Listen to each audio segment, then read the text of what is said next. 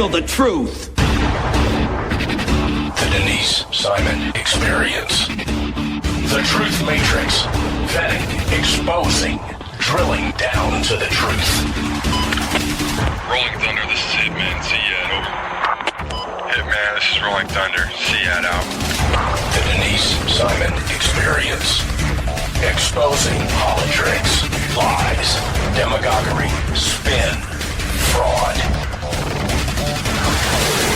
Grid to suppress, Mike Charlie, 4 tree 5, 9er 2-1. Grid to mark, Mike Charlie, 4-7 tree 9er, 8-9er, out. Promoting individual situational awareness. Question, probe, notice, ask why. Mark smoke on the deck, 2 rounds AGPT, gas TOT 5-3.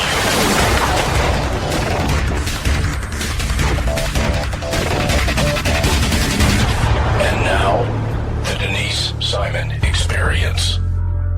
And welcome, ladies and gentlemen, to the Denise Simon Experience, heard worldwide on Mojo 50. Help me welcome Jonathan Butcher. Jonathan is the Senior Policy Analyst at the Center for Education Policy, the Institute for Family, Community, and Opportunity, and does some great work. We have an education problem here in the United States, not only at the university level, but at the public school level. And we just don't get enough discussions about it. So Jonathan was kind enough to join us to have this chat. So, Mr. Jonathan, thank you for being with us. Great to be here. You know, I found something quite unusual that happened in, I think it was the Houston school system, that the school board has essentially been disbanded. Mostly because of their board of governance failing to, I guess, adhere or control or manage the school system. So the state of Texas has taken it over. I think that's a good thing. But it also, something tells me that it should be a trend across the United States. I think it's one of the largest school systems in the United States. I think it's got about 270 schools in it. What are your thoughts?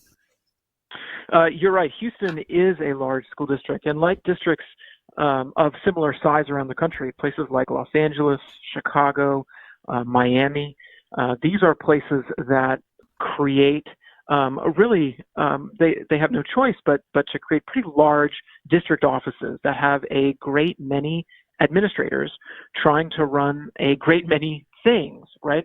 Because school districts are trying to do so much, and so much that is beyond just instructing students in the classroom. So, what do we mean? Well, I mean, districts like this handle everything from providing meals to students to making sure they have nurses, medical care, social workers, a whole litany of things that really go beyond just what instruction in the classroom, entails. And so the trouble is that it's parents that really know what is best for a student and what a student needs. And when you have a large school district that is trying to occupy more and more of the role of providing sort of 360-degree style services or experiences for students, the district, quickly gets beyond what it is capable to do. So what you just described is education's gone beyond education. It's gone to a whole social behavioral model, and we've had to layer all these other kinds of components on top of basic education. Basic education to itself has even changed by virtue of what we are teaching and not teaching anymore. Is that right? Well, and that's right. And the statistics, back this up. A great researcher at Kennesaw State in Georgia named Ben Scafferty has done work over the years to show that the number of administrators hired at public schools and school districts around the country far outpaces the increase in student enrollment or even the hiring of teachers. So, these district offices are getting bigger and bigger, and as you said, layering on more and more services. And, the difficulty is and this is shown by the recent results from the nation's report card, a big national comparison, is that, look, schools are struggling to help students in the very basics of math and reading. So if schools are struggling to handle, what they were originally designed for, I think that we should pause before we start asking districts to do things even beyond that. Jonathan, this is so convoluted. I don't even know how to begin to say that, some things ought to go back to basics. I play tennis. I never talk about myself, but I play tennis. And so when you feel like you're losing, your coaches always tell you go back to basics and, apply what works. Have we forgotten that? Well, I think that it's certainly been true that over the past 100 plus years, education moved from something that was handled either in the home or in a local community to something that's handled collectively in school districts and then in large metro areas and like Houston and elsewhere, the larger school districts. And, part of that's because of the way that America has grown, right? I mean, it's just a fact of life that there are more people in the U.S. today, right? We have more students. And at one time, the public school system was there to help take students from all sorts of different backgrounds that were coming to the U.S. from different countries, especially at the early part of the 20th century, and provide a sense of civic culture, right? Get them to be prepared to be citizens, and in particular, right, more and more train them to be productive in the workplace, right? We often use the term of the factory style model of instruction and preparing students. And look, things are just different now, right? It's just changed. The workplace today and the jobs that we need to prepare students for are changing so rapidly that this very large public school system simply can't keep up. And the good news, and I think there is, I think, some good news here, and that is that there are other options that families have today and lawmakers have at their disposal that they can give families that will allow them to choose how and where their children learn because of internet technology, the great advancements in communications that we've made today. You can have a Spanish tutor who lives in Spain. You can take a class. If you live in Arizona, you can take a class at a virtual school in Florida. All of these things are possible today. And so that is really what we need to be moving lawmakers and policymakers to look for, right? They need to be looking for ways to give families flexible access to a lot of different opportunities for their children. When where does the United States rank in education, public, or I would say at the public school level, rank with other school systems across the globe? Yes, for many years in an international comparison called the PISA, which is an international test given to 15-year-olds among developed nations around the world, the U.S. has always been pretty below average.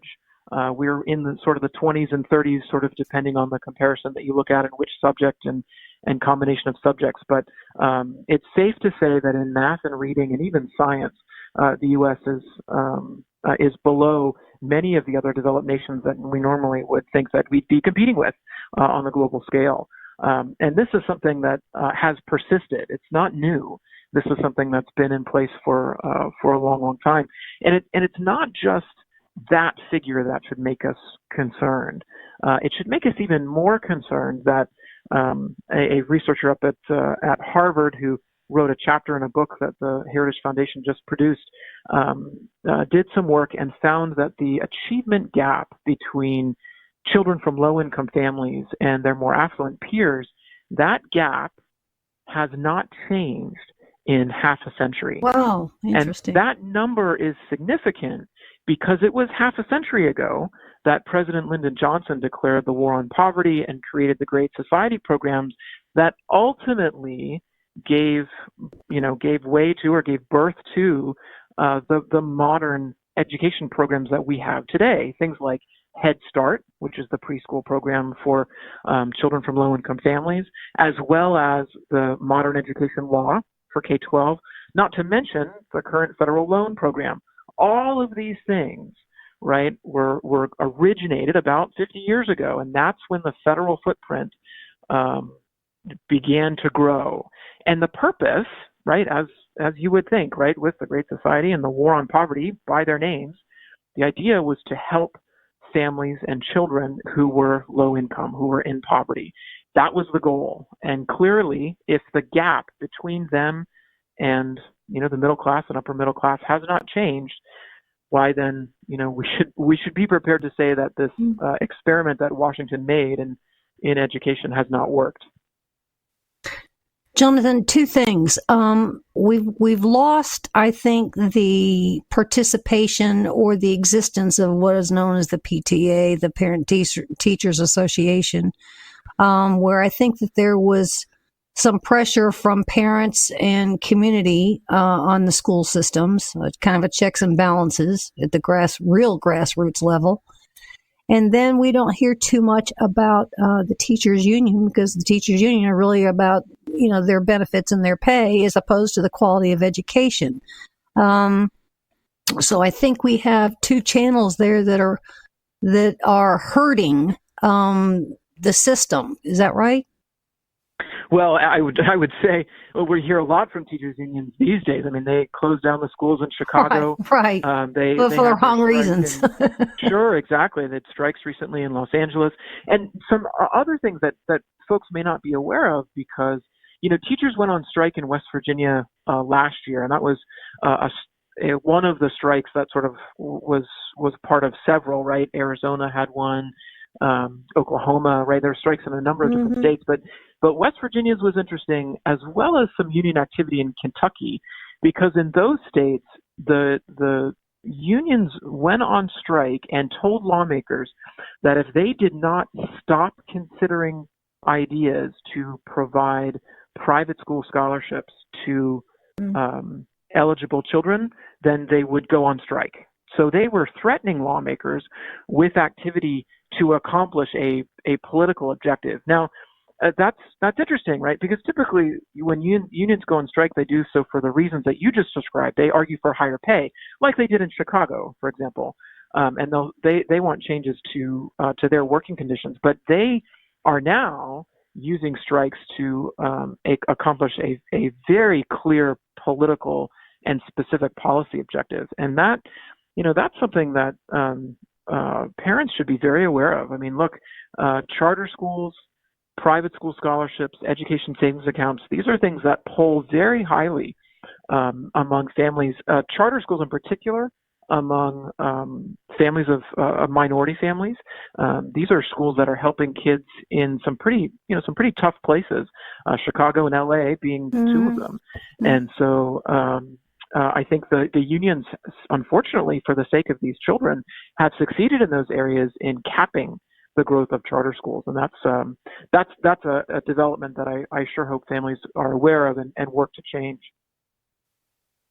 Well, the fact that we have to have homeschooling and we have to have charter schools is really a declaration that the public system has failed. Is that right? Well, I think homeschooling has always been a part, I think, of the education landscape for American families. I mean, it has grown pretty significantly in the past 20 years, and that's interesting. And I think that lends to what you are saying now. I mean, I think that more and more families are recognizing that they're not happy with the situation that their child is in, and they're taking steps to change that situation right now. They don't want to wait for a district turnaround plan. They don't want to wait for whatever's going to happen then to take effect. They want to do something right now. And if a family feels strongly enough to do that, that speaks volumes, right? Because that can be a big change, especially if you have two working working husband and wife. If you have if you have multiple kids and some of the kids are in school, you've got to figure out how to get those kids to school and then come home and teach the child that you're homeschooling. I mean, there's a lot that goes into it. This is not a small thing. So I think lawmakers need to pay attention to the growth in this in that area, because it's an example, right, of how families are ready to take their child's learning into their own hands because they feel like it's absolutely necessary. Jonathan, why have we not heard, and maybe I'm reading into something that I shouldn't be, but so help me on this one. The College Board's governance, clearly they have to see some changes in the scores of SATs and ACTs, such that they're even changing some of the questions and whatnot on those, because I think of those that are taking those College Boards are not scoring well because of what has happened in the public school system. Do the College Boards need to be more vocal? Well, I think one of the most reliable indicators we have of how students are doing today is the nation's report card that we talked about earlier. Mm-hmm. This is something that's given every 2 years in math and reading. They do give it in other subjects and in certain cities around the U.S. specifically, but this is a test that goes back to the 1970s, and we have results over many decades. And a couple of interesting things here. And what's interesting is what has not changed. The achievement gap that we were talking about earlier mm-hmm. has stayed the same over half a century. There's a version of this test called the long-term trend, which is a version of the nation's report card that we can actually follow and compare from year to year. And among 17-year-olds, the scores have not changed since the 1970s. Quite literally, they are not statistically significantly different than what they were in the 1970s. That's a big deal, right? Because while math scores have gone up among fourth graders and eighth graders, especially from about 1990 to about 2009, which is good. I mean, we should be happy that fourth and eighth graders are doing better, particularly in math. But if it's all lost by the time they're finishing high school, that's something that we really need to be aware of. I mean, I think that means that we're really just sort of running in place, and that's not what we. That's not going to help us solve, I think, some of the very large social problems that we have in the U.S. today. I mean, think of some of the big things that we're trying to grapple with through policy, right? We have fewer men in the workforce, for example, especially working prime age men active in the workforce. We have still today the issue of helping children in low-income families in urban areas find quality learning opportunities. We have this issue of individuals not doing well on civics-related tests and questions, which means that most in the U.S. are really not aware of how our government operates. If we're going to solve these big questions, then we've got to start by looking at these trends of how we know students are doing in school and figure out how to get achievement to a place where we feel like we're providing opportunity to students in schools. I'm going to throw you a real curveball here, because I feel like not only are we cheating students, but I think some of these parents, there's a section, a large swath of adults that have school-age children that have been cheated themselves. I mean, this is kind of a snowball effect, such that some of these parents are not where they necessarily need to be because of the lack of things that were taught when they were going through the education system. So I almost feel like, there's a section of adulthood that almost needs to be re-educated too, because things move so fast. Is that nuts on my part? Well, no, I mean, I think certainly, why does education matter? I mean, it matters because you're preparing the next generation of voters, of teachers, of parents, of employees, of college professors, everything, right? I mean, that's why when the U.S. ranks so low on international comparisons, why there's a sort of a stall in student achievement across longitudinal indicators. I mean, that's why it matters. It matters because we're talking about the future and who's going to be, these are the next folks that are going to be part of our country. So, that's why it matters today. I think for the parents today, right? So the adults right now, some of the things that are troubling are what surveys show about what they know about a child's education. So, for example, surveys show that parents don't know how much we spend per child in public schools. In fact, they pretty drastically underestimate how much money is spent. And when they're told what the actual number is, the support for more money for public schools goes down because they underestimate, right, what's being spent right now. So that's interesting. The same goes for how they feel about their local school. Most people in surveys rate their local school, the school that's nearest to them or where they went or where they send their child, is pretty high.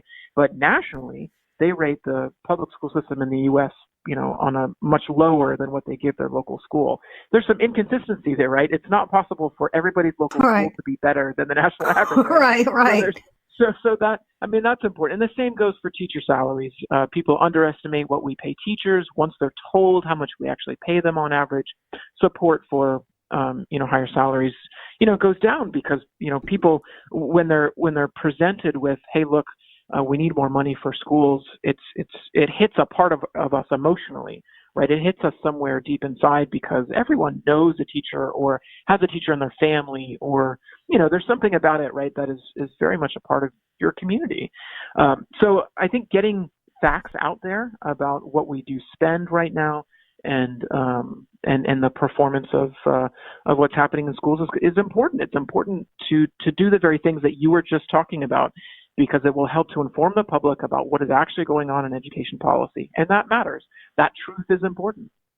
Well, I'm seeing that, a lot of parents that are paying attention to what their school-age children are bringing home as far as homework or assignments or, what it is that they're learning. Some of the parents themselves are in shock. You're learning what? They're teaching you this? And so that kind of speaks to, is there enough PTA kind of situations going on here? Well, I think parents certainly should, they need to take the responsibility to be involved in their child's education. I would say that even for the parents that want to do that, I think that because there are all of the layers that we were talking about before of the bureaucracy in district schools, it's hard to keep up.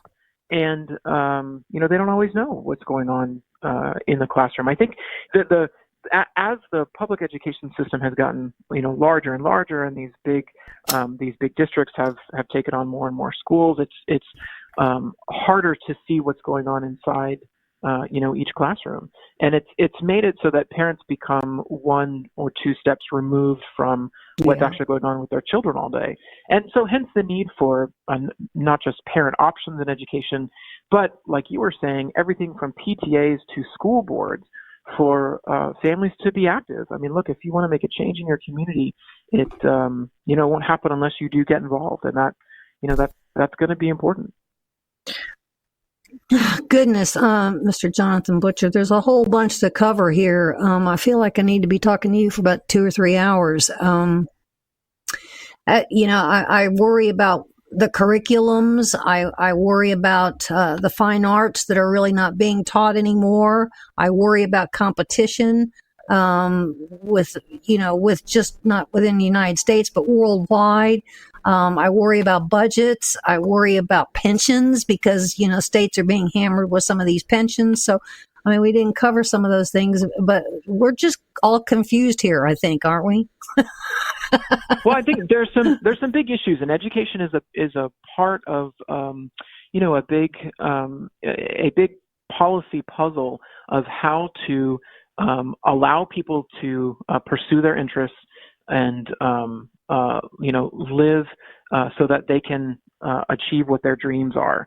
And we have to do that in a way that allows, government needs to provide the opportunity for us to do that. And that's it, right? I think it's that government has gone beyond that and tried to itself create the opportunities or manage the opportunities. That's where Washington has gone beyond what it can possibly imagine doing.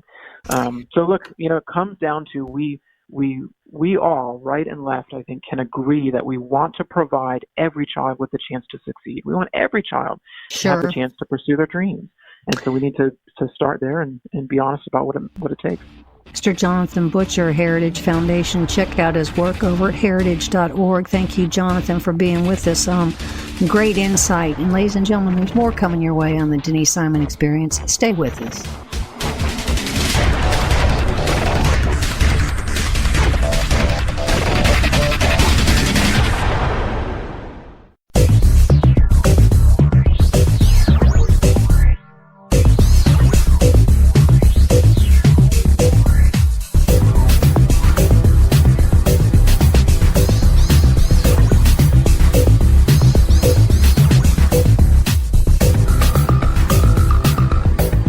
Welcome back, ladies and gentlemen, to the Denise Simon Experience, heard worldwide on Mojo 50.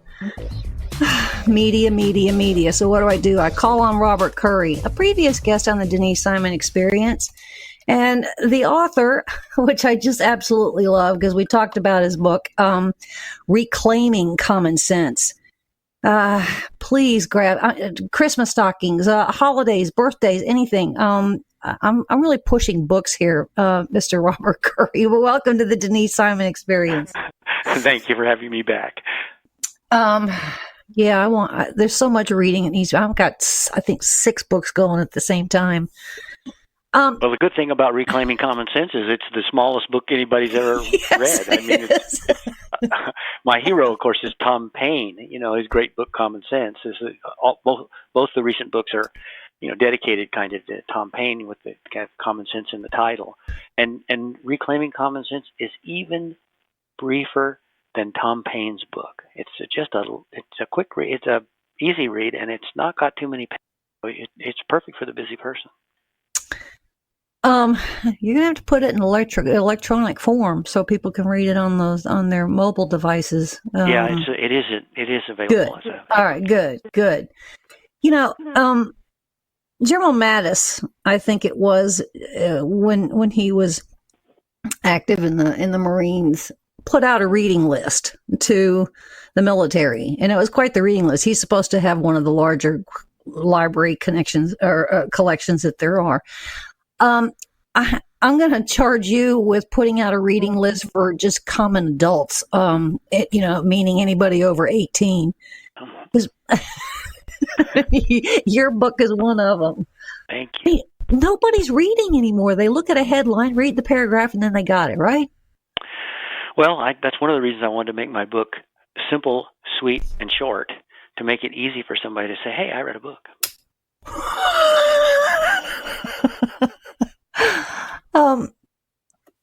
We all have to relearn some things. Now, you and I talked about this, I think, before, and it's not that.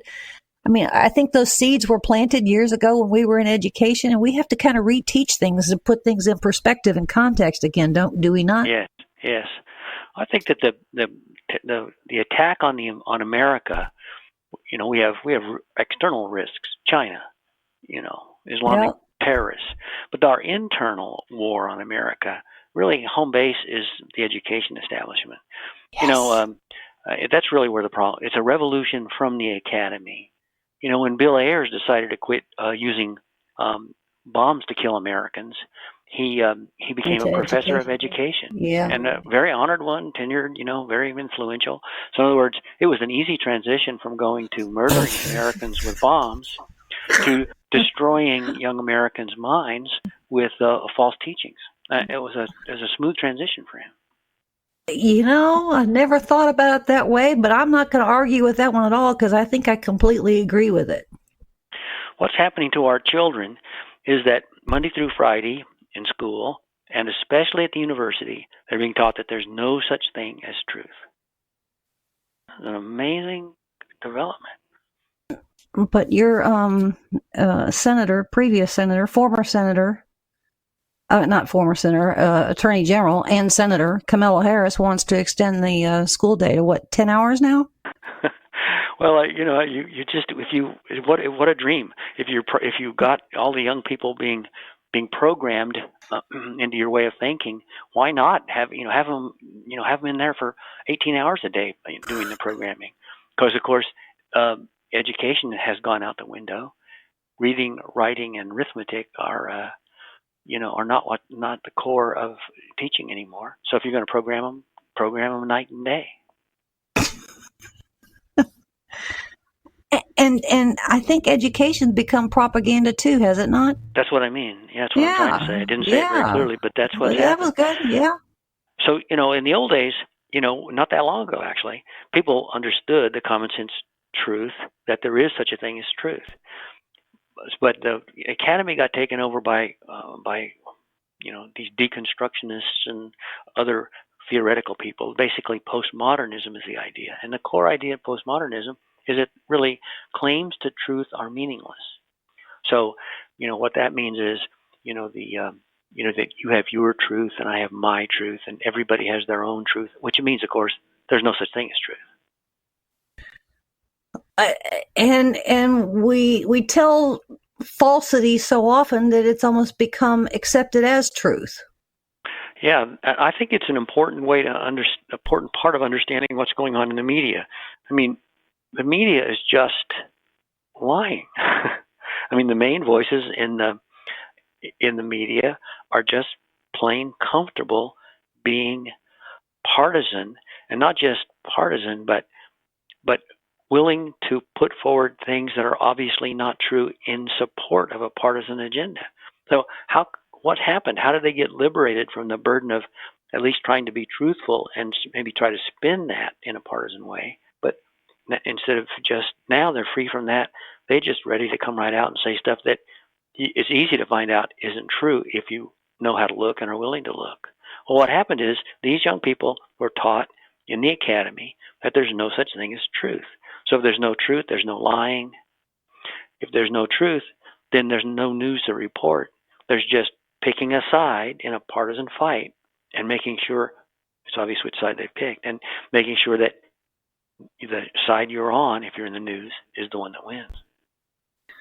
Circling back to Bill Ayers here for a second, it's almost as though we've taken away the concept of critical thinking because it's been replaced with government's got your back, don't worry about it, so you don't have to think, we just tell you what to do and just behave, right? Yes, that's exactly right. And then, I mean, the idea, what has specifically happened is this idea of political correctness, huh? I mean, don't you agree that's what's really happened? I mean, you and I grew up knowing that human beings are male or female.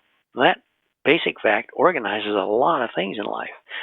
Bathrooms, who competes in which sports team, just a whole lot of things get organized around that idea.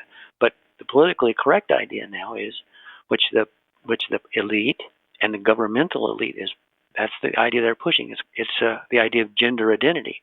So in other words, if I decide that I'm a gender bender, or if I decide I'm a gender blender, that means I leave behind, and these are I call them gender jumpers, but go ahead. Yeah, these are actual names. These are official names, gender bender and gender blender.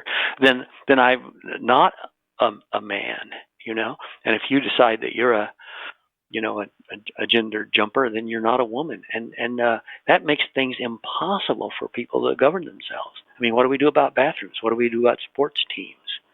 What do we do about everything? And so political correctness has picked out certain areas to substitute and drive out common sense. They've concocted a problem and then made it a scandal, made it a issue, and then because they've concocted something, it now becomes a draw for fundraising, right? Right, and suddenly the law, police have to be involved, and judges and court rulings. I mean, it creates all this brouhaha by simply abandoning common sense. So this whole abandonment of common sense is part of the attack on the American idea. There's two parts. One is the left is attacking the system, the American system. They want to get rid of the Electoral College and the First Amendment and Second Amendment. So that's pretty clear. It's also clear that there's an attack on common sense. Gender identities, open borders, and all those things are attacks on common sense. What I want to try to alert people to is that it's the same war. They're connected because the system. If you want to put an end to America, and you want to take America down, you need to wreck the system, get rid of the Electoral College, etc. And you also need to destroy the basis of common sense thinking about the political challenges and the way we organize our life, because that's the basis of the basis, because the voter, by common sense, is supposed to say yes or no to open borders, or yes or no to whatever, based on common sense. But if you put common sense under a relentless attack, you disempower the voter to carry out their responsibility, the robust idea of citizenship that the founders had in mind for us. Robert, we're hearing a lot about a coup to undo the Trump presidency. But what you just described is really kind of a coup on institutional government at the state and federal level that's been going on a long time right in front of us. So the coup in that regard has been working. Is that overstating it? I think what you said is brilliant. I mean, I think that we're seeing the evidence that the coup has already happened. Yes. It's already happened. I mean, what's happened is the original project of the progressives was, the Woodrow Wilson and the other progressives just thought the founders were crazy. People aren't capable of self-rule. We have to replace self-rule by this common sense citizen by rule of experts. So what they've done is they've created this monstrous leviathan back there in Washington, D.C. with jillions, or is it zillions? Anyway, a lot of bureaucrats who are really actually ruling the country. They're upset and mad at Trump because he's challenging the system they have in place to run the country. He actually said, common sense, and I'm going to put the power back in the hands of the people. Well, the elite's not standing for it. The elite within government and the elite within the media are cooperating in trying to take him out. He's challenging the coup that's already happened. Mm-hmm. Mm-hmm. So media has become institutionalized too. It's become, part of a department, I would say, of government. Yeah, right. That's so true. I mean, George Stephanopoulos was the hard-nosed guy in charge of the war room, for the Clintons, and now he's over there, at ABC, isn't it? Anyway, he's over there continuing to carry out the same project that he did when he was officially working for the Clintons and the deep state. And that's a revolving door. They go back and forth. And if you get, you get a let's just say we had a CIA director that actually voted for Gus Hall, a Communist Party candidate, back when the Communist Party used to run candidates. And let's say we did have such a thing. And by the way, we did. And that CIA director leaves government. Well, where does he go? To the media. He's hired by the media to make the case for the deep state. Right? That's what happened. Yes. We're finding out that, we had people running agencies under the Obama administration, James Clapper being one of them, who was DNI or ODNI, right. Office of the Director of National Intelligence, which is really where all the intelligence agencies, or he was the overseer of all the spies, quote unquote. Right. He did make a suggestion, and his suggestion has always necessarily stayed with me because I don't think he was really wrong. And he wanted to create, I think, what was called a Center for National Information or an information office. So you could take information, and they know that it's festering in media, or it's festering throughout the halls of Congress and so forth and so on, and assign some people there, kind of like a real Snopes, which we found out that was a disaster too. But that's a fraud, of course.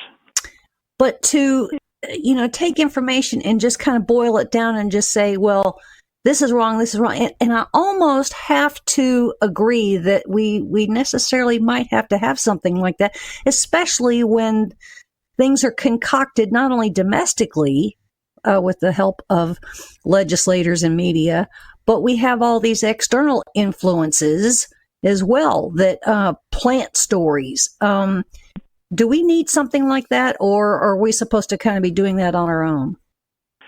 Well, all we need to know about it, in my opinion, is that it's Clapper, that Clapper's promoting it. So everything in government is personnel, isn't it?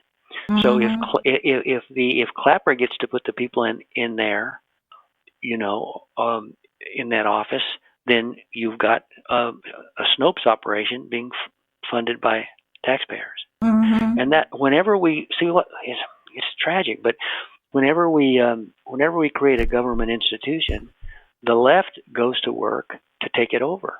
Mm-hmm. And before long, it may be. Yeah. All right. I hear you.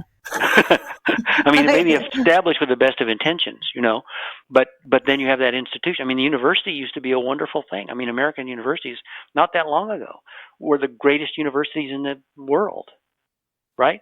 But what happened to the universities? What's wrong with them? It's not. So some blue ray from the Andromeda galaxy hit all the universities and messed them up? No. What happened was the universities were taken over by the left. So Harvard isn't Harvard, and Princeton isn't Princeton. They're all just the university of leftist thought. I get questions all the time in email. In fact, I answered one this morning. Florida is no longer a sanctuary state, so why do we still have all these illegals? Well, it's kind of like, where did you get that? And let me help you with how this happened and where we are with it. So people are lazy too, are they not, Robert, that they don't want to go and cultivate some of their own information and kind of look things through because they are part of this whole template that government will tell you or media will tell you so you don't have to go do the work. I got a lot of sympathy for the typical American. I mean, you and I are privileged in many ways to be able to know what's going on. But, I mean, regular folks, they just are deluged by the propaganda whichever way they turn, and everybody they know is too. So they really face a great challenge. I mean, this is an amazing story, I think.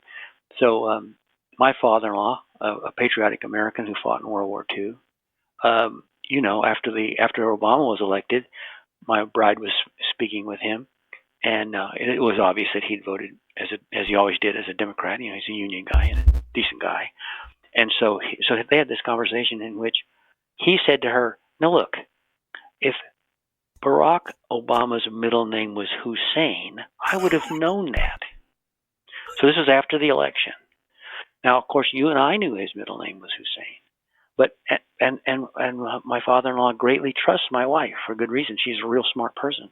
But it was unbelievable to him that the guy he just voted for president had a middle name of Hussein. Now, what does he do? Well, he does read the paper, but it was the New York Times, and he does follow the news on TV, right?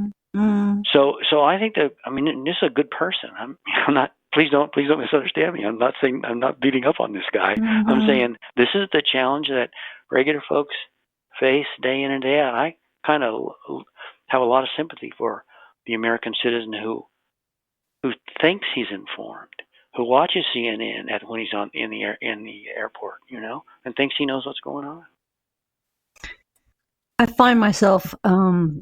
A lot of people in my circle know that I, do current events and politics and radio and so forth and so on. So they'll walk up to me and I don't talk about it unless they ask me, whatever the topic may be. And I find that I'm having to correct them all the time because then they don't believe me because it's just, I'm reporting it, but nobody else is. And yes. That's and right. I'm the nutcase. Well,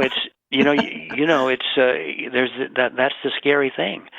The media and experts speak with one voice in defense of the deep state, which has taken over government, not just at the federal level, but at the state level. I mean, of course, let me just, what's going on in California. We've got these fires. Well, the fires are a function of governmental regulations having to do with the environment and governmental control of what the electrical companies are spending their money on. They're spending their money on, solar power and stuff like that. So the government is making the decisions that's creating a greatly increased fire hazard here in California. And so ask any, if I go out the door and walk down the street and ask the first person, what's happening? Well, it's the electrical company's fault, and it's climate change. That's because that's all they hear. Yeah, I deal with that one a lot. A lot. I have another book for you to write. Okay. I've got a little bit of free time. I want to hear your knee-jerk reaction, in tongue-in-cheek here. But if we were to compare state legislatures and state governance, as well as federal governance, the people, that are running things, to what they're doing today, as opposed to what their daily job activities were, say, in the 50s, how different would it be? Oh, what a great question. I really do address that very much in my first book, Common Sense Nation. Oh, no, not the 1950 part. But, here's the thing. We've lost sight in America of what the job of the federal government was. Yes. The title of the name of our nation is the United States of America. Okay.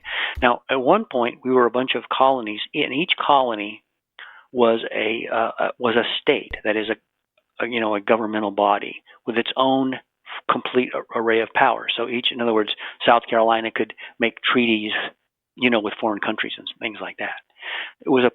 But that was just not a good idea. The founders' basic idea, and this is the bargain that made America. I'm going to explain to you the bargain that made America. Does that sound interesting?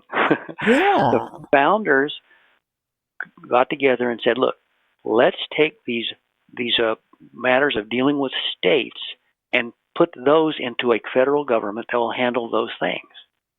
And the state will continue to have all of the other powers.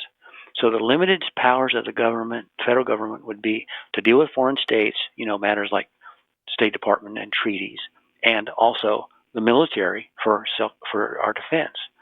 It also had limited powers to encourage free and open trade among the colonies. That's it. The original cabinet was the greatest cabinet we ever had. We had Jefferson at State. Mm-hmm. We had Hamilton at Treasury. We had Knox, I believe, if I'm right, at the military, what would be now the Defense Department. That was it.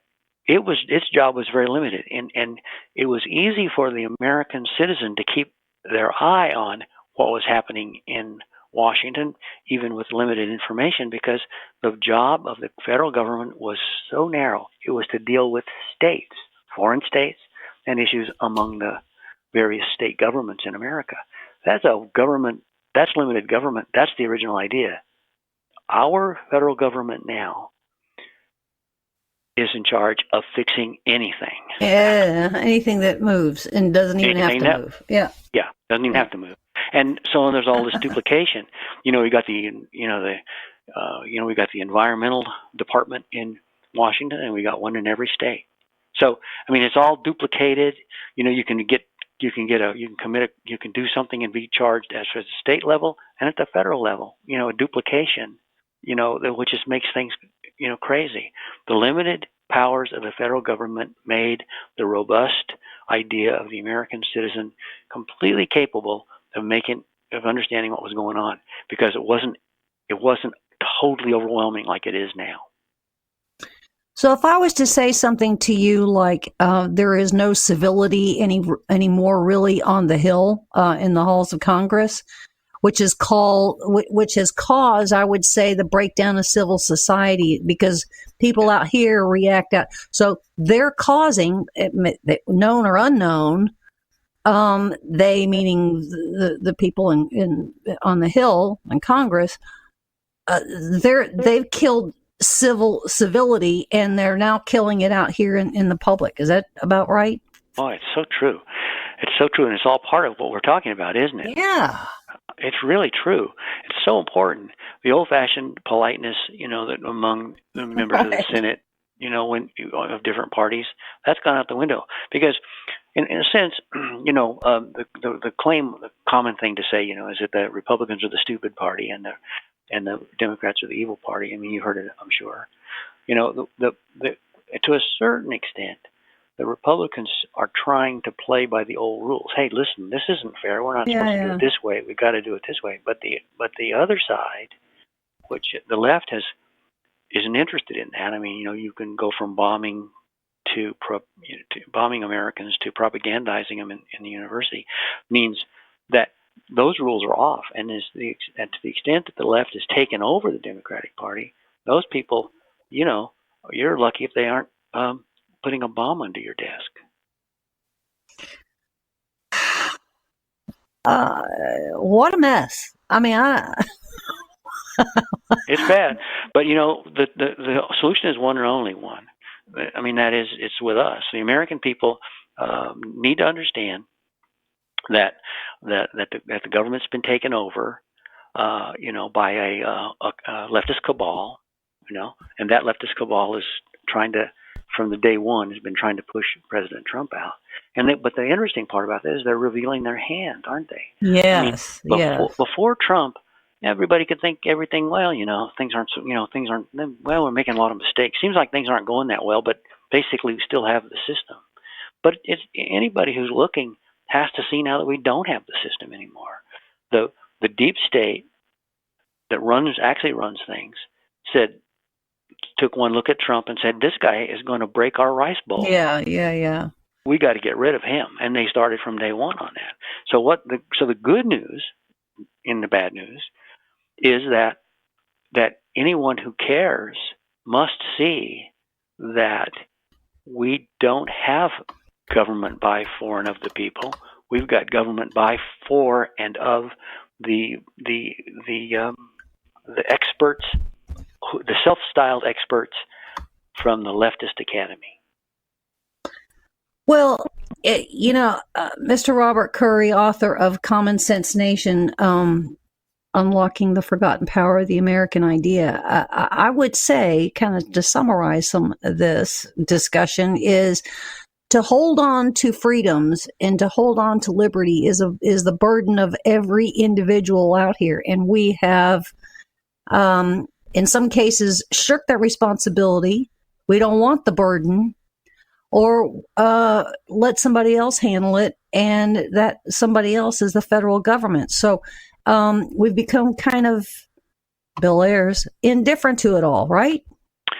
Well, I think there are people like that. But I wrote both books to give the American citizen, a two-gun approach to the challenge, to make it easy for them to understand what the American idea is, so they can see what needs to be done.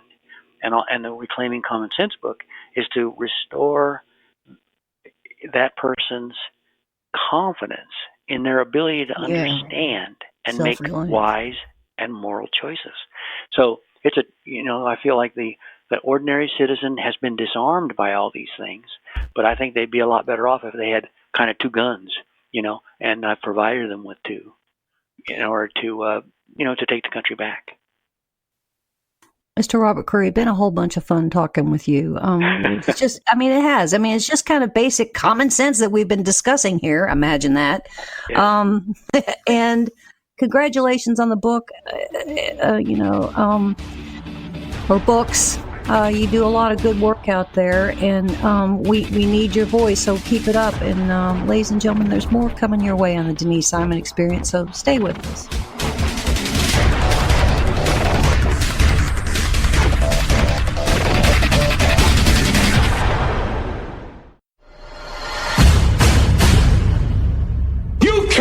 The truth.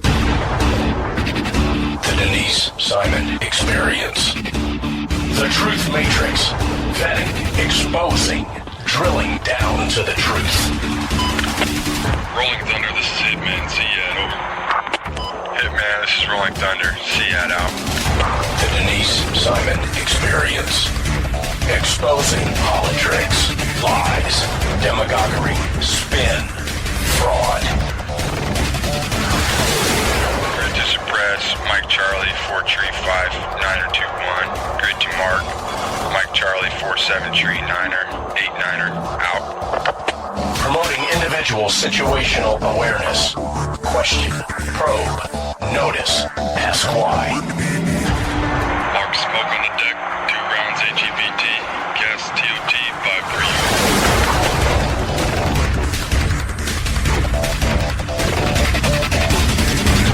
And now, the Denise Simon Experience. Hey And welcome back, ladies and gentlemen, to the Denise Simon Experience, where we're heard worldwide on Mojo 50. Very little press happened when we got to the Supreme Court with the DACA case, which is the Deferred Action for Childhood Arrivals. So what do? I call on my favorite buddy over there in Washington, D.C., Mr. Matt O'Brien, over at Federation for American Immigration Reform, who's, I swear to God, the smartest person I know. Poor Matt. He has to put up with me a lot. And thank you, Matt. Thank you. Okay. So I'm seeing in all kinds of press reports that, and that includes USA Today and MSNBC and all the rest, that it looks like some of the Supreme Court justices are leaning towards the government's position that the Trump administration has every right to terminate DACA, which, obviously under the Obama administration gave, I don't know what the real number is. I hear all kinds of numbers, 700, 800,000, whatever that number is. Eligibility, temporary eligibility to be in the United States, legal work status, blah, blah, blah, blah, blah, blah, which is renewable every 2 years. Now, this decision is probably not going to come out until next June or so. Is that about right, Matt? That's correct. Okay. So, in the meantime, let's argue that they have confirmed that President Trump has the ability to terminate this executive action that Obama put in. Now what? Now, because Trump he's given the Democrats under the whole immigration argument issue debate, give me A, B, and C, and I'll give you D, which is we'll go ahead and keep the 700 and 800,000, and they can stay here permanently. They didn't bite on that one. Do you have any clue on why they really didn't? They didn't. That was their big deal, and then they didn't want it. Why not? Well, they want an amnesty, but they don't want to be held responsible for passing one. They don't want to be accountable to the American public for the results of an amnesty. But the other thing is they can't get the votes for it. And the fact is the last time that they tried to push an amnesty, they couldn't even get Democrats to vote for it. So what they want to do is be in a position where they now have control of the House. They keep passing the DREAM Act in the House whenever they have a Democratic majority, knowing that if there's a Republican majority in the Senate, it's never going to get passed. So they can say to all the illegal aliens, look, we voted for this bill. It's the mean Republicans that won't do it, which places them in a position when an amnesty does happen that they can say to all these people, you should vote Democrat because we're the ones that made this happen. DACA was an attempt to take an existing form of temporary relief from removal, which amounted to nothing more than the government saying, I know you're deportable, but as a matter of government convenience, I'm going to refrain from deporting you right now, and try and translate that into an amnesty by executive fiat. So it's difficult to see what is going to happen next. I think Trump negotiating an amnesty, that ship has sailed, and President Trump has realized that there's no negotiating with the Democrats on this. So I think right now we're at the point where it's kind of up to the Supreme Court, and this is an odd case because the issue before the Supreme Court is not whether Obama had the authority to do it, whether this rests solely with Congress, et cetera, et cetera. There's one narrow issue, and that's, was the Trump administration obligated to follow the dictates of the Administrative Procedures Act, meaning did the Trump administration have to give notice that they were going to do this and then solicit comment before they could rescind the DACA decree, which came, people popularly say that this was an executive order. It wasn't. It was an internal memorandum at USCIS issued by Janet Napolitano. Oh, okay. I like to have the exact. So thank you for that. And speaking of exact, are Dreamers the same thing as DACA people? Not really. So the DREAM Act is this act that has been pushed for about 20 years now, saying that children who are brought here as illegal aliens by their parents are innocent victims and that we should pass legislation amnestying them. Now, of course, the problem is that what will eventually follow on the heels of that is an amnesty for the parents, and you'll also have a horde of children that are headed toward the United States, as we've seen with the recent influx in unaccompanied minors. That was driven 100% by DACA and the hope that there would be an additional amnesty.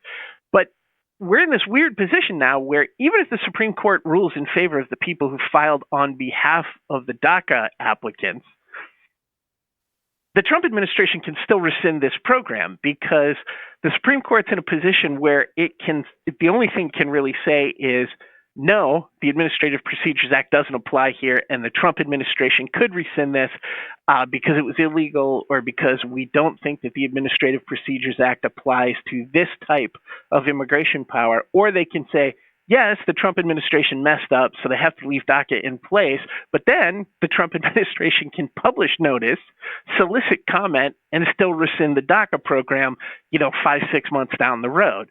So this really is it points out some of the problems even within our system of checks and balances, because this is sucking up taxpayer money to get to something the Trump administration is eventually going to be able to do anyways. And if we amnesty the kids, then you're going to almost be forced to amnesty the parents, which now kind of bleeds into chain migration. Correct. And the thing that's kind of silly about all of this is most of these people were not young children when they were brought here. They were 14, 15. Up to 31. Well, up to 31 is to apply for DACA, but you had to theoretically have been brought here when you were still, at the very least, a teenager. I think 16 was the cutoff, although it's not clear that the government really abided by that when they were approving these applications. But here's the thing. Most of these people now being adults are in a position where, they obviously knew that they were here unlawfully because they had to know that in order to apply for DACA, and yet they were still, as adults, disobeying the law. Yes. So are they really victims? I mean, there seems to be, amongst people on the kind of kumbaya side of this issue, the belief that these people bear no responsibility whatsoever. But the fact is, none of them, when they became adults, said, ooh, I'm here illegally. I'm trespassing in the United States. Perhaps I should go back to my native country and figure out something else. Or do something to get legal, like go see somebody and say, okay, here's some money, I'll get legal. Well, the thing is, the vast majority of them were not going to be able to get legal because if you come into the United States illegally and you stay here for 180 days, you're subject to a 3-year bar on readmission. If you stay here for longer than a year, you're subject to a 10-year bar on readmission. And just by being here unlawfully, you've rendered yourself inadmissible to the United States, and you need a waiver in order to be able to adjust status and get a green card. And typically that waiver can only be gotten when there is some sort of extenuating circumstance. The whole thing where you could just pay a fee and get legal went out when Section 245I of the Immigration and Nationality Act, which was an artifact of the Reagan amnesty, finally sunset in the late 1990s. I told you he was the smartest person in Washington, D.C. So, well, hopefully at least when it comes to immigration. So this whole thing is, we've sort of been, I guess if you think of this as like, a clothes dryer, we keep going through these cycles. And, we get set for the amnesty cycle, and it keeps going on and on and on and on through all kinds of crazy court decisions and failure to act by the executive branch. And then we're looking at the next amnesty. And, what DACA illustrates is, first of all, if you have a president that just decides to cast the rules to the wind, then you can do something like the Obama administration did, and it's not easily remediable. I think most people think, well, if this was illegal, then the next president just signs it away. Well, au contraire, mon frère, as Bart Simpson used to say, we have a situation where the Trump administration came in. You had a huge number of legal commentators indicating that this thing was illegal. Now we have an illegal action being debated about in front of the Supreme Court in the context of another statute. And so basically what the Supreme Court is looking at is a situation where if a president does something illegal, before the next president can get rid of that, does he have to comply with the Administrative Procedures Act? Yeah, with the illegalness. I mean, and it's just completely insane to be looking at this. If a president does something that's illegal, the next president should be able to come in here and fix it, reverse that, and get back to abiding by the law. So, this case is being, I think, largely misrepresented to the United States by the American Civil Liberties Union, the Southern Poverty Law Center, many of these organizations who have a bad habit of misrepresenting legal issues to reflect their ideological opinions and not what's actually going on under the law in the United States. Curveball, Mr. Matt. Now, there were some prerequisites in order to be part of DACA. You had to pass a background check. You had to show that you were in high school or a graduate or discharged from the military. I mean, some of these cockamamie things. Now, it's renewable every 2 years. Can the Trump administration or immigration change the stipulations, because it's renewable every 2 years? So inside that, we're going to alter the items that you have to meet in order to have your renewable granted. Does that make sense?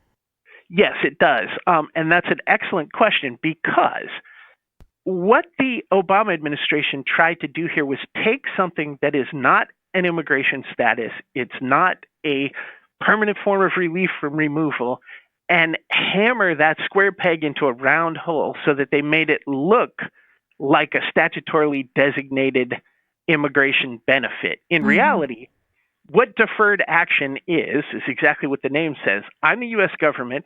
You're unlawfully present. I am going to defer. I'm not going to completely decide not to ever remove you. I am just going to defer the removal temporarily. Now, that is an action which does not have a basis in statute. It's something that has, over time, been found to be inherent in the executive's authority, and it's kind of like prosecutorial discretion in the criminal context. The fact is, in the United States, a court cannot order a prosecutor to go forward with charges, and the basis for that is that the prosecutor is really the only one who knows when his case is ripe for prosecution. When you take a look at this in the immigration context, during the Cold War, there were situations where people came here from places like Nepal, Tibet, China, Russia, other places in the former Soviet Union, and they said, hey, they're going to kill me if I stay there. I managed to make it to the United States, as an Olympic athlete or for a diplomatic conference. Now I want to defect and I want to be here. That person by law was not admissible to the United States, but the U.S. may have had an executive branch interest in temporarily refraining from deporting the person because, we didn't want to deport them and have the Russian or the Chinese government execute the person. But for other reasons, maybe we didn't want the person here. Maybe we wanted to resettle them in an allied country like Thailand or France or someplace. And so deferred action was set up to deal with those situations, to deal with situations where somebody was deportable, but they have brain cancer. We're a compassionate country. We want to take somebody who's receiving treatment for brain cancer and deport them, particularly if they haven't committed any crime other than violating the border. We're nice people in America, so we might let that person stay here until they're medically stable to travel back to their own country, and then we would deport them. But it was never intended to be this blanket thing where the president, by executive fiat, could undermine the Immigration and Nationality Act and unilaterally give a particular status to a group of people. I mean, if you stop and think about that, if the president had the ability to do that, what's the point of having Congress pass things like the Immigration and Nationality Act? So DACA has been misrepresented as this personal status. And what it really is it's a temporary thing. Yes. And therefore, it shouldn't have these long-term parameters like you're going to get this for 2 years, you can apply for this. Because what the government giveth in this circumstance, the government can taketh away. And so even if the government says, I'm not going to deport you for 2 years, you're on deferred action, the government can decide it's no longer in my interest to not do that. So I'm going to take away your work permit and I'm going to put you in removal proceedings. And there's absolutely nothing that holds the government to that promise of 2 years. Well, because it's deferred action, giving them temporary legal status. Well, it doesn't give them temporary legal status. That's how it's being sold. But what I'm getting at here is that it's admission that they're here illegally, right?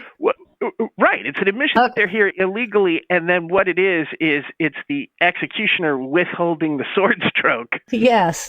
If you will. That's probably not the greatest analogy because these aren't people that we want to execute. We just want to send them back to the country where they have citizenship. But the fact is that this is the government. The government isn't giving them anything other than a gift in refraining from deporting them. But the structure that the Obama administration put in place around this is not legally binding on the government in any way. And in law, holding somebody to a promise that they made because it was a promise and somebody else relied on that promise is called estoppel. And in contracts, if I tell you, hey, Denise, I'm going to sell you my car for $2,000, and you say, okay, here's a $500 deposit, I'll get you the other $1,500 on Tuesday, and then the car is mine. And you show up and I say, well, listen, I got a better offer. Well, the fact that you gave me the deposit and I made the promise binds me to sell you the car in most legal circumstances. Government action is not bound by the same rules.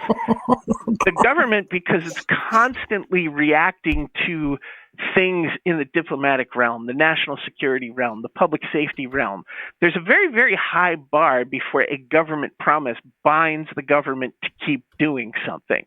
And typically in the immigration context, because the government does not owe a whole lot in a legal sense to foreign nationals who are here unlawfully, it's really difficult to make an argument that, well, President Obama made an illegal promise, but that promise was so significant that we're going to hold the government to it.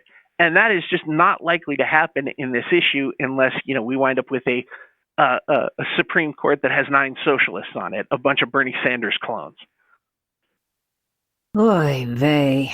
And yet, some of these people are actually in receipt of entitlement programs. Would that be right? Yeah, that is correct.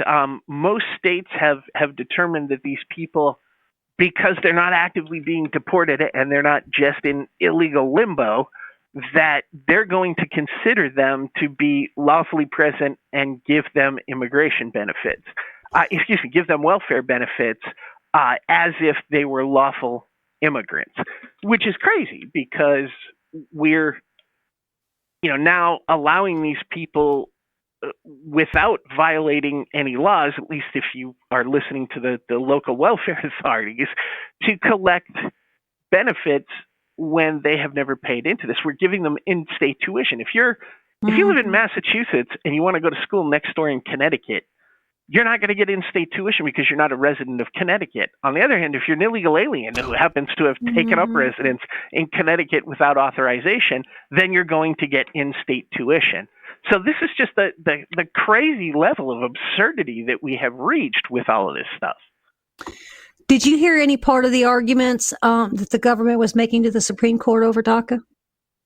I did not get to listen to the arguments. I've seen some of the amicus briefs that were put in early, which is part of FAIR, put in one. And I think the government's arguments are solid here. The government's argument, as it has announced it in Justice Department press releases, is that, one, this was illegal, and therefore the president can revoke it at will. Number two, the Administrative Procedures Act doesn't apply to this because it's just the government withholding something that it has a clear statutory authority to do, which is deporting someone.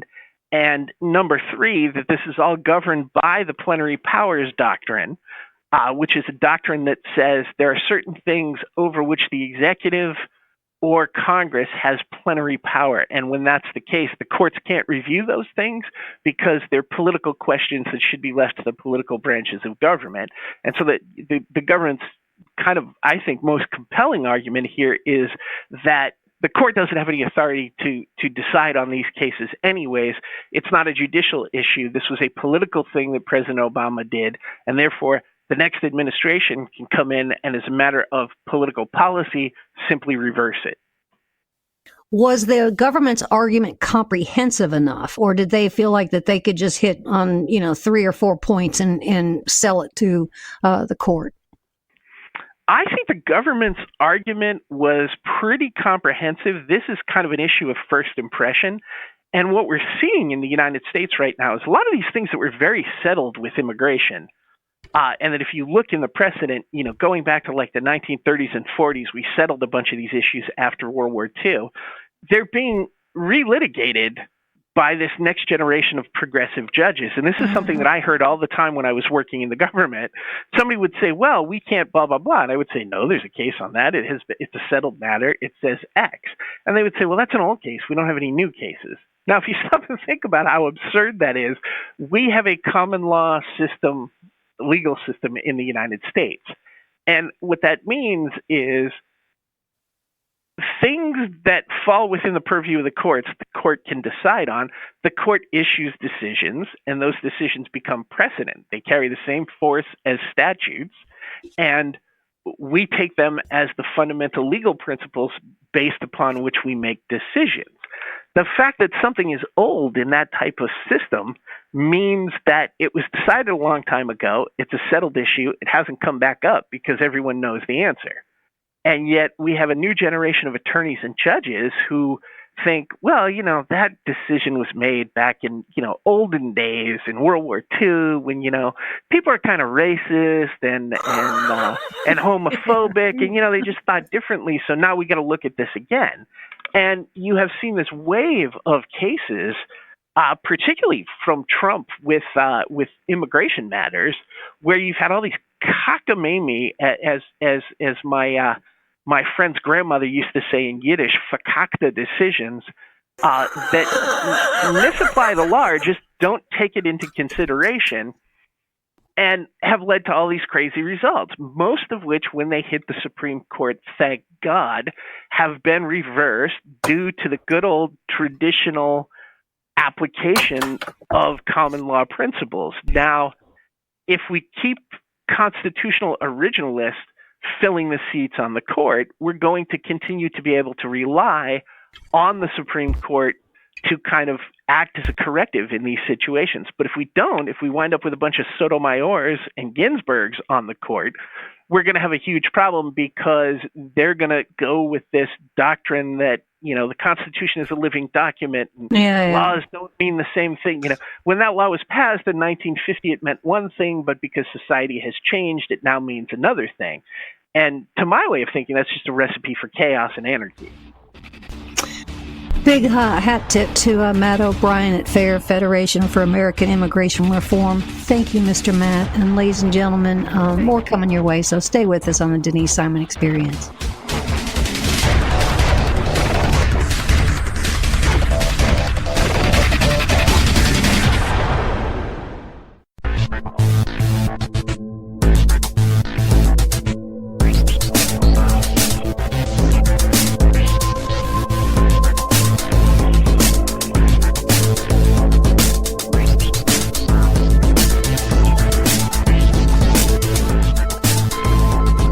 Welcome back, ladies and gentlemen, to the Denise Simon Experience, heard worldwide on Mojo 50.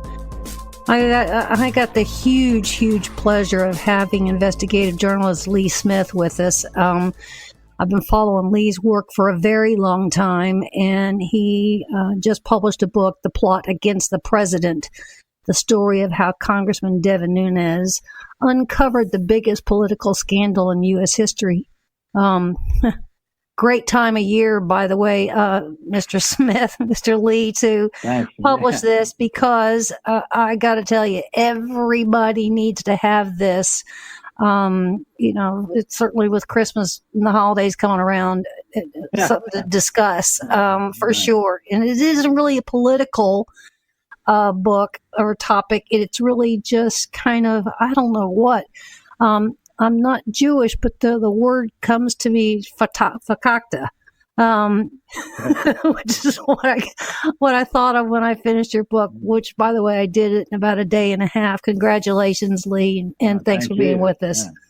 Well, thank you for inviting me. I really appreciate it.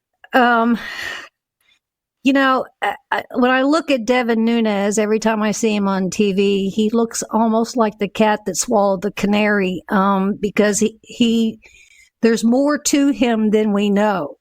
And he's very measured. He's very controlled on what he's uncovered that you have written about. As far as deep state, at this point, I don't even know if deep state's an adequate term anymore. And I'm not quite sure you got some amazing access to he and his investigative team. Did you end up where you thought you would end up when you finished the book? Well, no, I had a pretty good sense of what the story was, but the more and more I got into it, and the more and more that I got to speak to the congressman and his, and his team, whom I talk a lot about in the book. I mean, that to me was the most interesting part of it, having more of a sense of what was going on, and then of course, doing some of my own reporting as well, finding different things on my own. So it's always part of whether you're writing an article, or I'm sure for people who write poems, once you start something, you don't exactly know where it's going to go. So it's a real pleasure to get to work with, to get to speak to the congressman and his team. His team just did some remarkable work. Describe the team for us if you can a little bit. I don't want to give away too much of the book, except to say go get it on Amazon, and shame on you if you don't. But describe his team a little bit. Well, I mean, it's really, they called, the name of the team was Objective Medusa. When they opened up their own investigation of the investigators. So there was one of the lead investigators was a gentleman named Kashyap Patel, and he's a very important figure in the book. Congressman Nunes' communications director is Jack Langer. He's a very important figure in the book as well. Then there were 5 other people, one of whom passed away last year around this time, a gentleman named Damon Nelson. He was staff director. So it's really a story about the other people in the book could not speak to me on the record, but it's really about, as Mr. Patel says at one point, it's really about what 8 people did. And had these 8 people not gotten together to have done this, it's unlikely we'd know anything about the plot against the president. You argue, and I think Devin Nunes argues, that this plot began in July of 2016. Are they still holding? That's what the FBI said. Yeah. To obscure that, really, it began in late 2015, early 2016. So that's really the way that they, the timing that they figured out. Lee, was there one moment that kind of lit the fuse on all of this? Was there one particular event that came to Congressman Nunes' attention that he just said, that's it, and here we go? Well, I think really it really sort of started when, and as I write about in a chapter called Valley of Death, I mean, when sources put him onto the different episodes of unmasking how Obama officials had unmasked Trump team, transition team, and campaign officials. That alarmed him. There was a pattern here that a pattern that stood out, and a pattern that stood out, and it was quite clear that Obama officials had been spying on the Trump team. So that really kicked it off. That's what truly alarmed him. First alarmed him. Yeah. That was my takeaway. And there was chatter a year ago, maybe a little bit more, about the unmasking, and then nobody ever talked about it again. And I would argue that the unmasking really describes the abuse of soliciting government agencies to do what the Obama administration did. True or false? Yes, this is a bad thing what they did. However, unmasking in itself, or deminimizing the names from intercepts, from intelligence community intercepts, it is not in itself illegal. I mean, it can be done. Officials can do it. Officials have done this in the past to find out if you need to know the name of an American citizen, because as I'm sure most of your listeners know, to protect the privacy rights of American citizens, these names are usually minimized. They take the names out, and they will refer to an American citizen as U.S. person, U.S. person one, or a company as U.S. company two, something like that. Mm-hmm. You can ask for these identities if there is a national security reason to do so. What alarmed the congressman was that there was a wide pattern of unmaskings, and he recognized this as as evidence of spying. There were other things, of course, he found during his investigation that were much worse. I mean, that really one of the most important documents that the Nunes team released is now referred to as the Nunes memo, where they explain how the Clinton-funded opposition research project, the so-called Steele dossier, was used to obtain a FISA warrant on Trump campaign advisor Carter Page. So this is a very serious thing. They spied on an American citizen using politically funded dirt.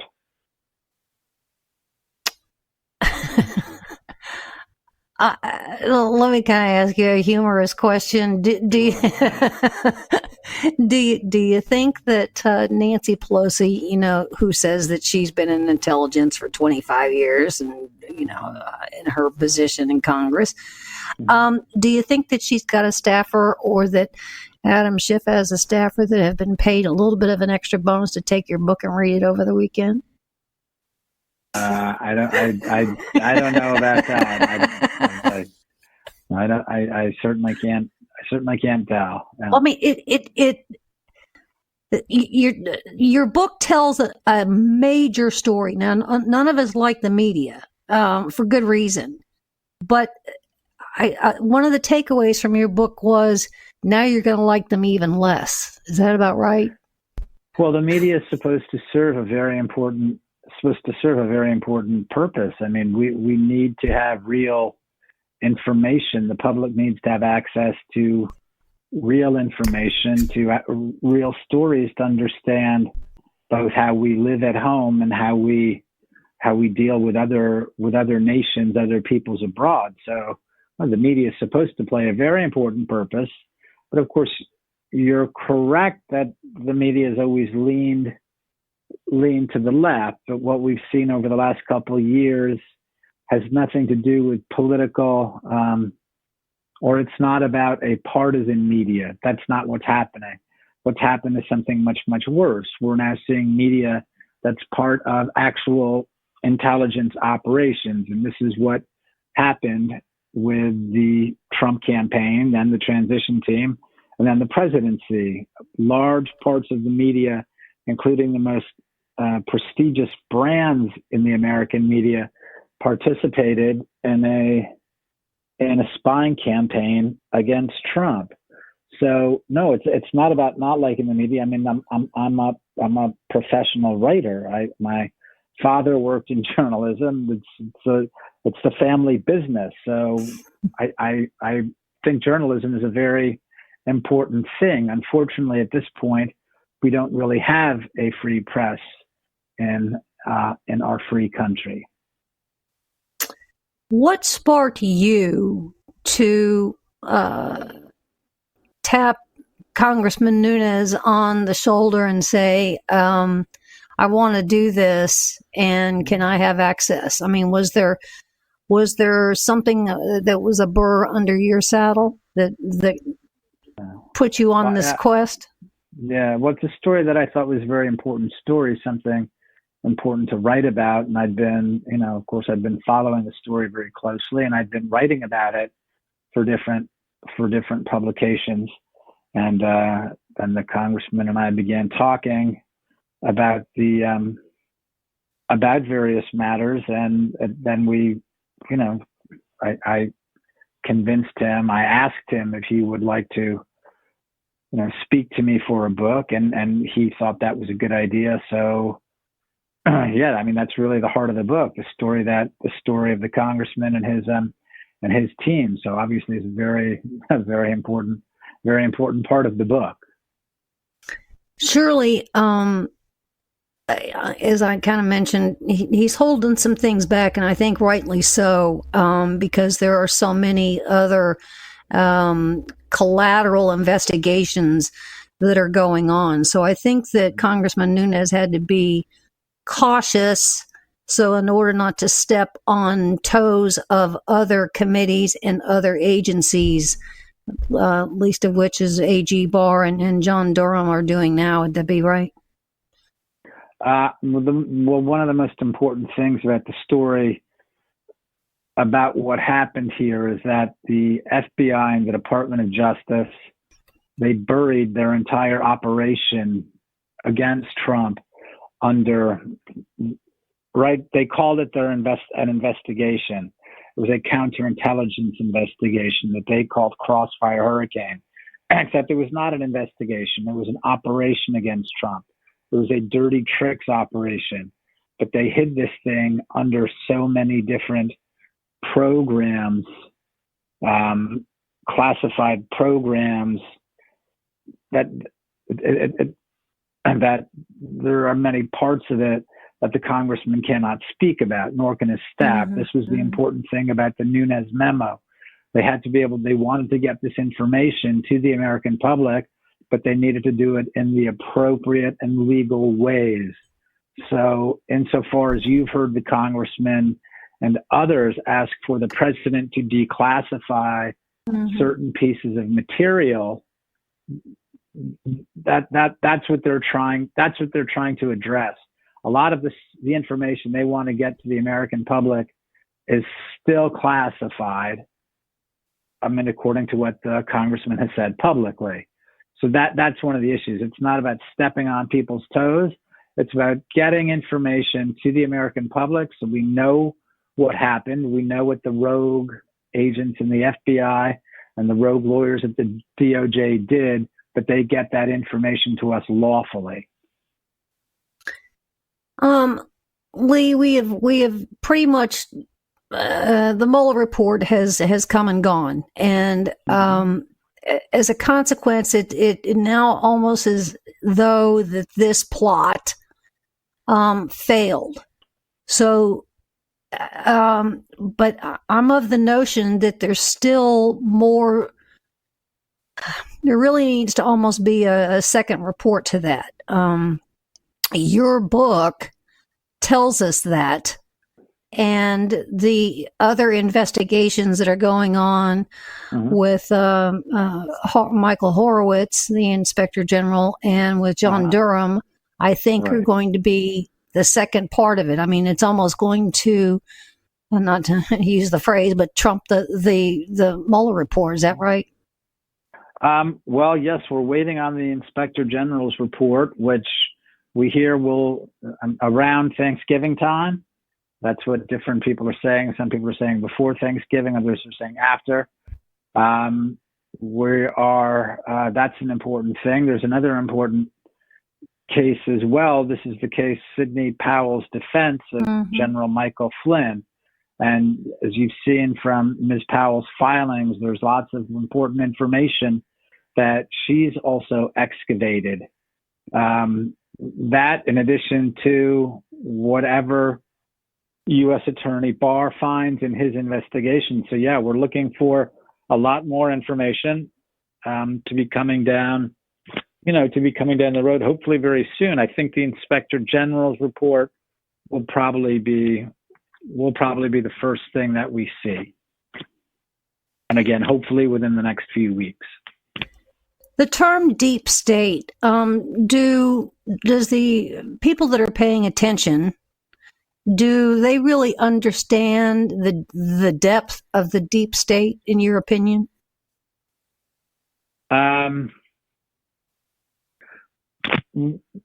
Well, yeah, I'm just trying to figure out how to answer the question. Yeah, I think that people understand that there's a permanent bureaucracy in Washington, and they have their own interests, and those interests don't always, this is going to happen. These are people who live in Washington, and they've been working for Washington for decades. So there's always some sort of aggravation between the political appointees, whether they're Democratic or Republican, and the people who have been working in these bureaucracies, whether it's the State Department or the Pentagon or the Department of Agriculture or whatever. These things happen. What we've seen with President Trump is we've seen the bureaucracy fighting back, waging the campaign, a campaign so intense we've never seen anything like it before. And of course, this is partly what these impeachment proceedings are about. I'm sure you saw on Wednesday the former ambassador to Ukraine, Ambassador William Taylor, and then you saw Mr. George Kent. And these are State Department officials or national security bureaucrats, and they express quite clearly the belief that they are the ones who make foreign policy for the United States. And it doesn't really matter what the president believes or what the American public who elected the president believes. They believe that they are the wise men of Washington, the wise men of foreign policy. So you ask whether people know how deep the deep state is. Again, people know there are struggles within Washington, but to what extent that the bureaucracy feels that entitled to make policy, no, I think this is a surprise for everyone. Tell me if I'm overthinking this, Lee, because one of the takeaways was that the Fusion GPS, the Hillary operation, the Perkins Coie, Mark Elias, all of that was kind of almost a standard procedure if you go back and look at the very first WikiLeaks dump. The whole Manning thing, because that's kind of the way the State Department and the aides and the deputies, diplomats, and the secretaries and all those kinds of things. That's the way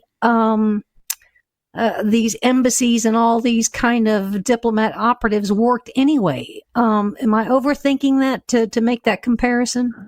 Yeah, I'm not really following. I think you're talking about a number of different things here. Okay.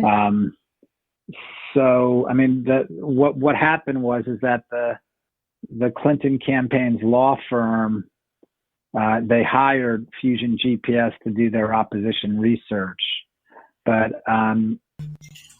that's who hired them. I don't think that this really kind of blends into the Chelsea Manning leaks or anything like that. Well, I was really kind of speaking to what was in those cables. I mean, that the State Department was trying to get as much dirt on world leaders and the peoples of power across the world. And, remember, I think it was Hillary that had to run around the the Globe and make some big apologies for, some of the content that was in there. She kind of got caught, but not caught enough that she wouldn't try this again. It's kind of where I was going. So Right. Am I overthinking it? Maybe. I just think these things aren't. It's important to keep it's such a complicated story as it is that we have here, that it's important to keep these different streams and currents separate to understand it more clearly. I agree. Okay, fair enough. Sure, yeah.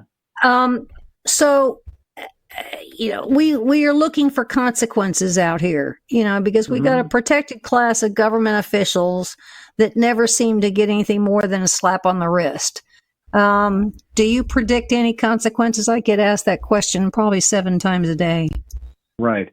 Well, I mean, as I explain in the book, Congressman did make 8 criminal referrals, so he and his team certainly believe that there were likely crimes committed during the FBI's,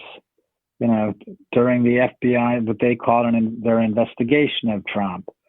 So I believe that Mr. Durham will be looking at many of the same facts, and I suspect there will be indictments made. I would be surprised if there were not.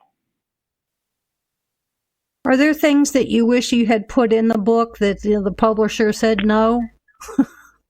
No, they have a very good publisher, and they were, they're keen to get the whole story out and give credit where credit is due. So, no, there's everything is in there that I wanted to get in, and everything that I know about the operation is in there right now. And what about Medusa? Is the investigative team happy with the result? Well, yeah, they did their work, as Mr. Patel says at the end. He said they crushed it, so they did their job. And now, as you asked before, it really is up to the Department of Justice to make sure there is accountability for the bad things that people did investigating the Trump team, that the FBI and DOJ in particular, likely officials with the CIA and the DNI, perhaps the State Department, the bad things they did while they were investigating the Trump team. So they're very happy with their work, and now they want the bad guys held accountable. Timing is everything in Washington, D.C. So you have the Nunes memo. You have the plot against the president written by Lee Smith. We have the impeachment inquiry hearings that are going on. And then we're going to have an IG report on FISA. And then we're going to go into Christmas holidays. And then after the first of the year, we may have some things coming out of Durham, taking us into 2020. Does that about line things up, taking us into the new year? Yes, I think that the U.S. Attorney, Mr. Durham, I suspect that if there are going to be charges, those will probably be made relatively quickly, since I would imagine the concern at the Department of Justice is that these charges would look politicized if they're too far down in the election cycle. So I suspect these things might happen sooner rather than later. Did you come to any conclusions yourself writing the book that were different from your original thoughts? Well, as I said at the top of our conversation, I there are different things that I learned. Mm-hmm. The depths of the depravity, the bad things that people did, the arrogance. So that of course is surprising to see that that public servants, people are supposed to serve the public good, are they it's not only that they were cutting corners, they actively believe. The title is a real thing. It was a plot, first against the presidential campaign, then against the transition team, then against the president. And what we're seeing right now, the impeachment proceedings, this is the fruit of that same plot that started in late 2015, early 2016. So using the resources of the federal government to go after a presidential candidate, then to go after a presidency, yeah, it's depraved and it's a very bad thing. So the more I got into it, the more I recognized how actually sinister this thing was. Wouldn't say I was surprised, but my shock deepened and thickened. How's that?